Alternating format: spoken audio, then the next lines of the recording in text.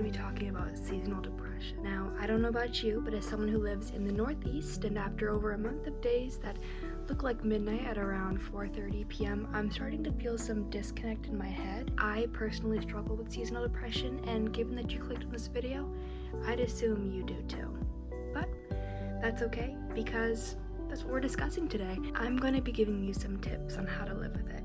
Now, on the off chance that you've clicked on this video and you don't know what seasonal depression is, no worries. I've got a definition here from the lovely Google. So, according to Google, seasonal depression is defined as a type of depression linked with seasonal changes, most commonly starting in fall/winter with less sunlight, which makes sense, which causes low mood, low energy, increased sleep/carb cravings, and it resolves in spring or summer when there's more sunlight. It's a subtype of major depression treatable with light therapy, regular therapy, and medication.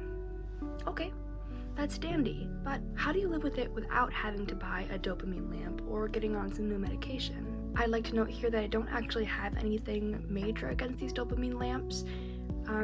I would just implore you to thoughtfully purchase one if you think it would help, instead of just buying it because you keep seeing it everywhere.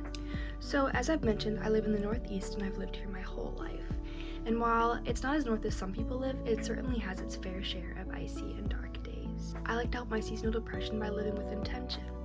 Now, I know that sounds a little cliche and probably pretty cheesy, but it's worked for me and I hope it works for you too. Now, these aren't forever 100% seasonal depression proof things that you can do. It's more so just stuff that I do that helped me manage my seasonal depression without having to pay for a therapist, although I highly recommend one if you do have access to one, since they really help, or going out and buying a light that you might actually find isn't all that helpful. My first suggestion is to pick a hobby or interest. I saw a video by the lovely Iman, I hope I'm pronouncing that right, here on YouTube about how to, quote, winter well, which is a beautiful way to thoughtfully phrase living in the winter time. In the video, she describes how each season she picks a hobby to do, and I realized that not only had I begun to do the same, but that it's actually really helped me. I've started to learn how to crochet, which, yes, is something that can be done all year. I find that I really love doing it in the winter because of the cozy vibes it brings to the space that I'm in. Another thing I like to do in the winter is go ice skating. Where I live, the rinks, whether indoor or outdoor, are unfortunately only open in the colder months, but that gives a great opportunity for a set hobby that I can only do in the winter. I've also been setting goals for myself each season. It's another thing Iman talked about in her video too. Now, being a college student means that my academic season lines up with the natural seasons, which means whatever goals I set for, let's say, the fall semester line up with the fall season. Some goals I set for myself during the fall semester were to obtain higher grades, to be more intentional with what I was learning, and to connect more with my campus and my friends. I achieved those pretty well, I'd say, although other than going to a handful of campus events, I didn't really achieve that one. But I ended the semester with a 3.9 and ended with healthy friendships, so that's certainly a win. I also got a new job, which is pretty exciting, and for my winter goals, I hope to get another part-time job, work on sewing another quilt, and to crochet a little more. I also want to work more on the novel that I hope to publish someday. If you guys have seen the crochet bonnet, or I guess maybe a hair scarf, I'm not really sure what it's called, but I love how it looks and I really want to crochet it. It seems pretty functional too, which is always a good plus. Anyways, my next tip is to connect more with your community, whether that be your family members, your friends, or like actual events in your community. Do it. I'm lucky to have a month off to really foster these relationships outside of my school life, but even if you work full-time or are still in high school, I suggest that you really try and bolster your interpersonal connections.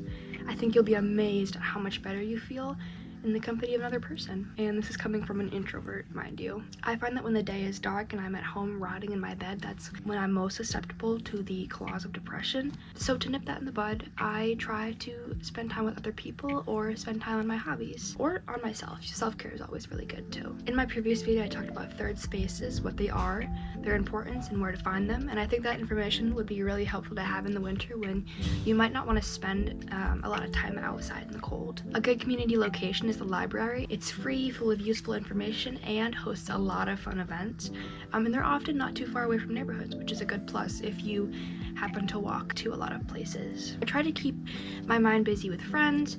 As I mentioned, a seasonal craft like crochet. I also really enjoy a good passive interest, like a movie or TV show.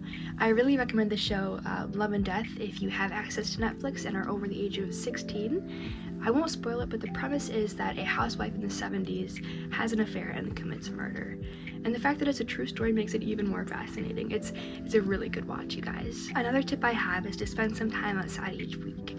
Now, the recommended time is technically 30 minutes a day, but with negative temperatures, dangerous ice, and a full schedule, it can be pretty hard to achieve this. So I recommend that you try to hit these 30 minutes at least once a week, okay? Whether this is a walk in the snow for roughly 10 minutes with proper gear, of course, sledding, skiing, snowboarding, or even ice skating, which is a favorite of mine, the world is your winter oyster. I think we can all think back to a time when we were jolly little kids playing in the snow, making snowmen, snow angels, pelting an unsuspecting sibling with a snowball that's more ice than anything else. And we were freezing, but we were happy. And I think that's what's really important when it comes to winter, is to be happy even amidst the cold. Now, as I say this, I have to admit, I don't really hit these 30 minutes a week a lot of the times, but I do really enjoy ice skating. It's so fun, and I've been trying to do it more this winter. I do have my own skates, which makes it a little bit easier on my bank account. But even if you don't have your own skates, a lot of places allow you to rent them for a relatively low cost. It's also totally okay if you don't know how to do any kind of snow sport. As I mentioned, walking is a great alternative, or if you're still young at heart, a snow angel too. I think if you even just bundle up, pop in some headphones, take like a 10-minute walk, you'll find that you feel a lot better walking in the door than you do walking out of it. Again, I am by no means a sporty or athletic person, but trust me guys, movement is how you fuel your mind, especially during these cold, dark, wintry months. The final tip I have for you is to romanticize the season. If you're gonna live in it, you might as well embrace it, right? This might sound like a repeat or a very arguably performative point to make, but it's important. Each year during the winter, I like to engage in a seasonal activity, which we've already mentioned, right?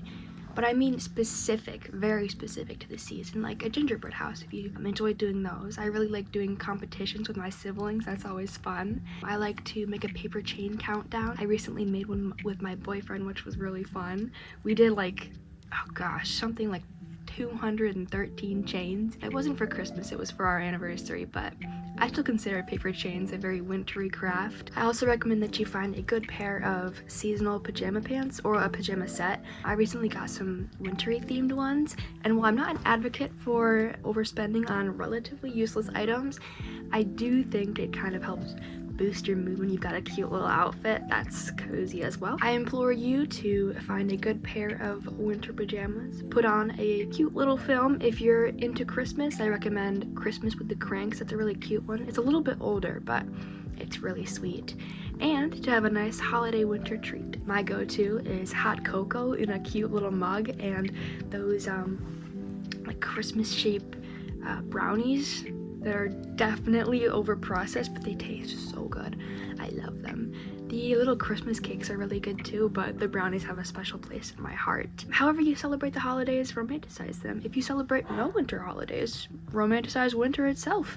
Whatever works for you, go for it, okay? I want to add here too that not only do I recommend that you romanticize the season itself, but romanticize your space as well. And your person. Like, I've got a cute little locket on. I've got my favorite tank top. I've got my cute mug here. Little peek at it again. And I've got a couple of my favorite things just around my room. I really love calico critters, so these are a couple of my favorite ones. I have a couple more just like scattered around my desk. I just think they're so cute. I have this, I don't really know what it is. I think it's like a candy bowl, but I have dried flowers in it that fall off from all the flowers my boyfriend gets me. I have back there and here And here I have dried flowers up there and then live flowers here. And then I have this really cute vintage touch lamp. It's so cool. You can touch any part of the gold on it and it turns on all by itself. You can't see it here, but I have Lego flowers behind me. I have this really pretty brush that I painted that I made, and I put a little ribbon on it. I went to this clay paint place and I did a mushroom, and it's double-sided. It's like those theater masks. I thought that was pretty cool. And then on the side of my bookshelf, I have some here that I haven't put up yet, so I'll show you an example, but I've got a lot of Polaroids of my family and my friends. This one's like this. I've got another one here. Oh, this one's really cute. It's my sister and I when we were little. It's really sweet to look at, just going down memory lane. This is my parents and my sister and I. Oh, my twin. We were little. We used to do dance together. That was really sweet. But anyways, I'm getting a little off topic here. Also, if you have a pet, oh, they're so sweet.